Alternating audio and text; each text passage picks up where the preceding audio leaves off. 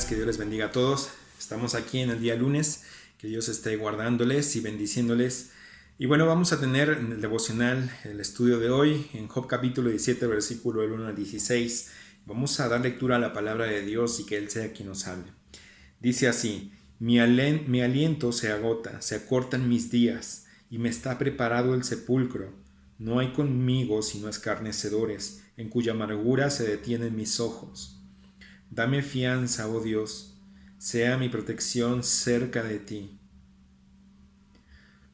Porque ¿quién querría responder por mí? Porque a estos has escondido de su corazón la inteligencia, por tanto no los exaltarás. Al que denuncia a sus amigos como presa, los ojos de sus hijos desfallecerán. Él me ha puesto por pueblos, y delante de ellos he sido como tamboril. Mis ojos se oscurecieron por el dolor y mis pensamientos todos son como sombra. Los rectos se maravillarán de esto, y el inocente se levantará contra el impío. No obstante, proseguirá el justo su camino, y el limpio de manos aumentará la fuerza. Pero volved todos vosotros y venid ahora, y no hallaré entre vosotros sabio. Pasaron mis días, fueron arrancados mis pensamientos, los designios de mi corazón. Pusieron la noche por día y la luz acorta delante de las tinieblas. Si yo espero, el Seol es mi casa. Haré mi cama en las tinieblas. A la corrupción he dicho: mi padre eres tú. A los gusanos: mi madre y mi hermana. ¿Dónde pues estará ahora mi esperanza? Y mi esperanza, ¿quién la verá? A la profundidad del Seol descenderán, y juntamente descansarán en el polvo. Estamos en el devocional, estudio de hoy, y yo puse el título aquí: a punto de la muerte. A punto de la muerte. ¿Qué harías tú si estuvieras en los zapatos de Job y encontrándote ya en una situación donde ya sientes que tu cuerpo no te da para más, que tus fuerzas no te dan para más, que has llegado al límite de quizás el sentir que el corazón quizás ya no bombea como antes, o te puede llegar a dar un infarto? No sé quizás todas las partes médicas de cómo se sentía Job en cuanto a su físico, y pensamos en el cuerpo de Job y estaba completamente calcinado, era un carbón, ¿verdad?, que había sido sacado o arrebatado del fuego completamente. Entonces estaba negrito, ¿verdad?, morenito. Pero no solamente su cuerpo, sino que pensamos en el alma de Job. Y el alma de Job era un alma que estaba atribulada, era un alma que estaba sin respuestas, era un alma que trataba de defenderse y que trataba de autojustificarse a sí mismo por todas las cosas que estaban pasando alrededor de él, pero aún sin respuesta. Simplemente Job va a hablar y acerca de su situación cercana a su muerte. Y cuando alguien está cerca al hecho de su muerte, hay muchas personas que no hablan. He estado cercano yo a la muerte de algunos familiares y no hablan, no dicen nada, porque lógicamente sus fuerzas se han ido. Te hablo de personas ancianas. Su habla se ha ido, y sobre todo los doctores, los que tienen esta profesión, ellos saben en cierto punto cuando una persona ya está entrando en este éxtasis, en este último suspiro, y a veces quedan minutos, a veces quedan un par de horas, pero a veces no quedan ni segundos, y la persona da su último suspiro y se va, ¿verdad?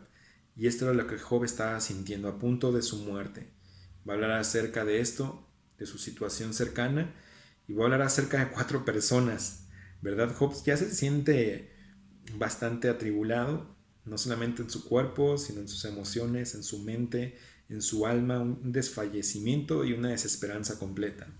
Y Job va a decir: mi aliento se agota, se acortan mis días, y me está preparado el sepulcro. No hay conmigo sino escarnecedores, en cuya amargura se detienen mis ojos. Y Job está hablando aquí de sus amigos, que como decíamos, sus amigos venían con una mente y una posibilidad de poder ayudar, y terminaron metiendo la pata, como dicen por ahí. Y cuando Job va a hablar de esto, de los escarnecedores, vamos a ver en el versículo 1 y 2, ya lo vimos, pero vamos a leer el versículo 4 y 5, que es lo que Job dice también de ellos.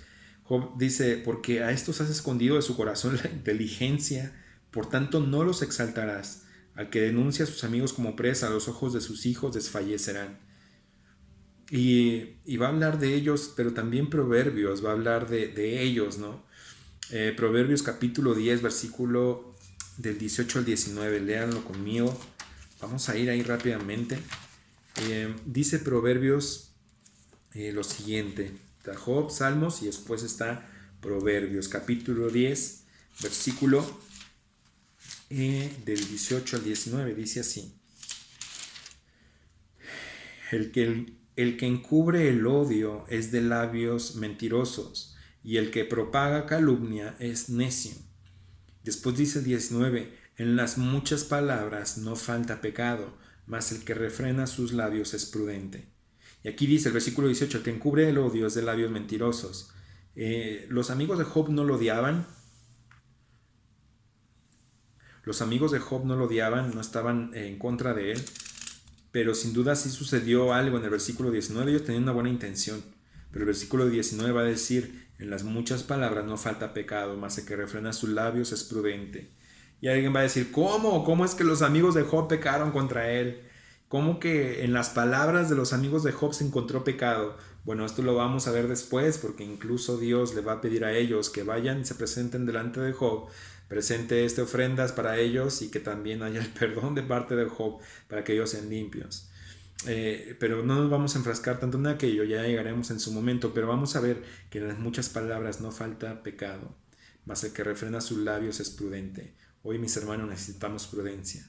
Necesitamos sellar nuestros labios y necesitamos voltear a ver al Dios y permanecer en silencio cuando alguien se encuentra en una situación de duelo, en una situación de pérdida.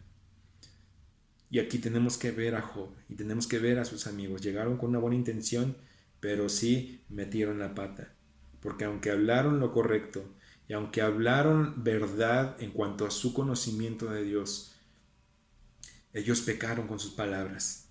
¿Por qué? Porque emitieron un juicio. Y tenemos que tener mucho cuidado, mis hermanos. Misericordia y verdad es lo que tenemos que hablar.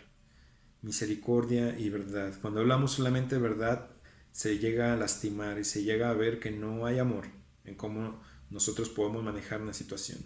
Pero cuando hay misericordia, entonces se combina y hay esa parte que proviene del mandato de Dios, que con misericordia y verdad se corrige el pecado. Cuando existe esta fórmula de misericordia más verdad, se obra a la manera de Dios. Y Job va a hablarles y les va a decir, ustedes son escarnecedores, ustedes son personas que escarnecen. Y ahora sí que nosotros tenemos que ser cuidadosos. Cuando alguien se encuentra en su dolor, cuando alguien se encuentra en su pérdida, nosotros clamar al Dios soberano, al Dios omnipotente y omnisciente, que conoce, sabe todas las cosas y el que todo lo puede, clamar a Él y decirle, Señor, yo estoy quizás ajeno al dolor, estoy quizás ajeno a la situación a la que tú has traído a esta persona, pero te ruego por ella. Te pido que la bendigas, la guardes y la fortalezcas. Si en algo Dios te ha de permitir estar al lado de esa persona, está al lado en silencio y no hables palabras, porque quizás su corazón está sangrando por dentro y Dios está trabajando y haciendo cosas profundas que nosotros no entendemos ni conocemos.